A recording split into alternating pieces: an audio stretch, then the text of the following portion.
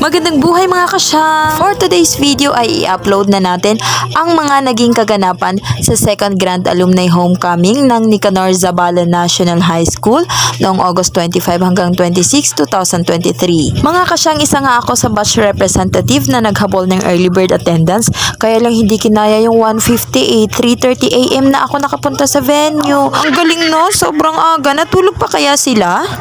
Shoutout sa batch ko, batch 2010. Alas 6:30 nga ay nagsimula na ang motorcade sa sitio in India ng Nicanor Zabala hanggang Tinitian.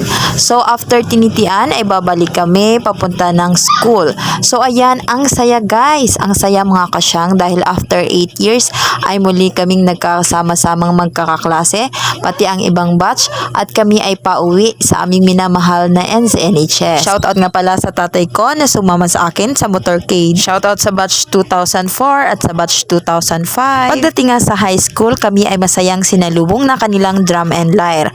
So hindi bali na ang init dahil kami ay masaya nang nakapasok muli sa NCNHS at muling magkakasama at magbabanding. Hi sa mga naka blue shirt, batch 2013. After nga ng motorcade ay talagang nakakagutom, kaya nga nung nagsimula ang proper program ay talagang kokonti ang laman ng mga kubol. May mga naglomi, naglugaw, pero kailangan ng simulan ang program. Sa harap nga ng stage ay kasama natin ang mga pioneer teacher at present teacher ng NCNHS. Ito ang ating alumni president, kumakanta ang galing-galing. Shoutout Ate Jermeline. So ayun nga mga kasyang, sa araw na yan ay pinag-MC tayo kasama si Sir Nat. Nagsama na nga yung pagod at puyat mga kasyang sa araw na yan, kaya feeling ko talagang palpak at kahihiyan. Pasensya na partner, pero taas noon na lang dahil sa mga content ko pa lang talagang kahihiyan na rin. Charot!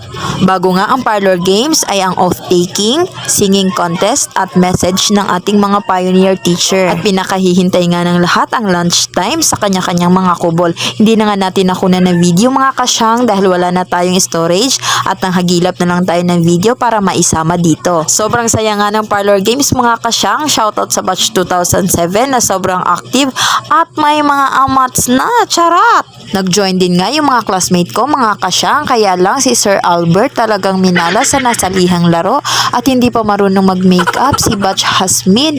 Naku ne, practice ha, next time. Charot! Sa sobrang saya nga, hindi ko na itutok yung camera sa iba. At itong katabi ko, si Ma'am Chen, naku, plakadong-plakado ang pagkaka-makeup kay Sir Na. Shoutout po sa mga nahagip at kay Ate Emily na tawa ng tawa kay Sir Albert. At ang kasunod nga mga kasyang ay ang trending dance na Dance with the Ex na nagsihila na lang yung iba dyan. Hindi ko alam kung naging ex talaga nila na talaga namang nag-trending sa buong event. Syempre, pampalubag loob, kailangan isayaw ang present. Charot! Mga kasyang, yun ay naging katuwaan lang sa buong event. Kaya lang kung napikon ka ay bahala ka. Pero sana ay payagan mo pa rin si Mr. at Mrs.